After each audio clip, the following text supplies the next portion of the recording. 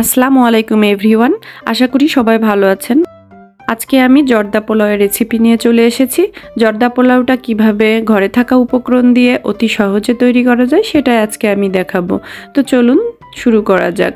আমি একটি পাত্রে পানি দিয়ে দিয়েছি, পানির মধ্যে দিয়েছি কিছু মালটার খোসা। এখানে কমলার খোসাও দেয়া যাবে, দিলে যে কোনো একটা খোসাতে দিলেই হবে। এখানে কিন্তু দুর্দান্ত একটা ফ্লেভার আসবে, এর জন্যই দেয়া। আমি পোলাও চালটাকে 20 মিনিট মতো ভিজিয়ে রেখেছিলাম, ধুয়ে সেইটাই আমি দিয়ে দিলাম। তার মধ্যে দিয়ে দিলাম অরেঞ্জ ফুড কালার। ফুড কালারটা যে যতটা পছন্দ করেন ততটা দিলেই হবে। এখন পোলাও চালটাকে আমি 5 মিনিট মতো রান্না করব।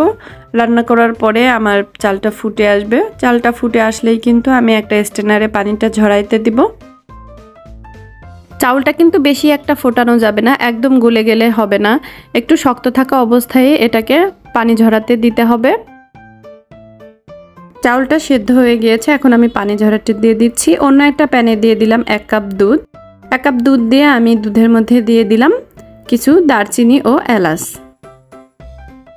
দারচিনি ও এলাচটা দিয়ে দুধটাকে জাল করতে থাকবো। প্রিয় বন্ধুরা, এইভাবে কিন্তু যে কেউ যে কোনো সময়ে জর্দা পোলাও করে নিতে পারবেন। এখন আমি দিয়ে দিলাম একটা তেজপাতা। তেজপাতাটা দিয়ে আমি এখন দিয়ে দেবো এর মধ্যে পরিমাণ মতো চিনি। চিনিটা কিন্তু যে যার স্বাদ অনুযায়ী দিবেন। কেউ মিষ্টি বেশি খেতে পছন্দ করে, আবার কেউ হালকা খেতে পছন্দ করেন। যে যেমনটা পছন্দ করেন সেভাবে দিলেই হবে। আমি দুধটাকে নাড়তে থাকবো চিনিটা মেল্টেড হয়ে আসা পর্যন্ত।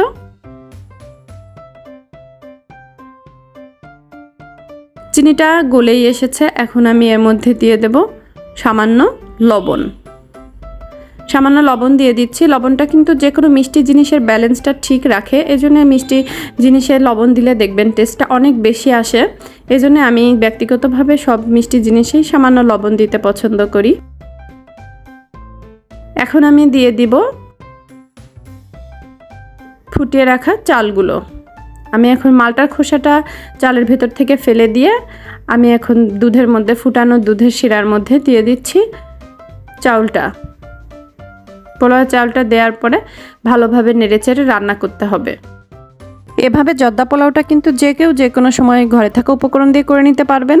বন্ধুরা, আমার পাশে থাকবেন প্লিজ, এবং আমাকে উৎসাহ দিতে আমার ভিডিওটাকে একটি লাইক করবেন এবং ফ্রেন্ডস ও ফ্যামিলির সঙ্গে শেয়ার করবেন। কিছু কিশমিশ এই পর্যায়ে দিয়ে দিলাম। কিশমিশটা দিয়ে একটু নেড়ে চেড়ে দিলাম।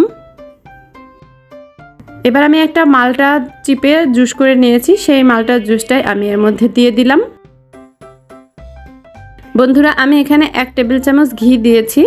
ঘিটা আমার ভিডিওতে স্কিপ হয়ে গিয়েছে, এজন্য আমি দেখাতে পারলাম না। আপনারা এই পর্যায়ে 1 টেবিল চামচ পরিমাণ ঘি দিয়ে দিবেন। এই পর্যায়ে ঘিটা দিলে ফ্লেভারটা ভালো আসে, তাই এই পর্যায়ে আমি ঘিটা দিয়েছি।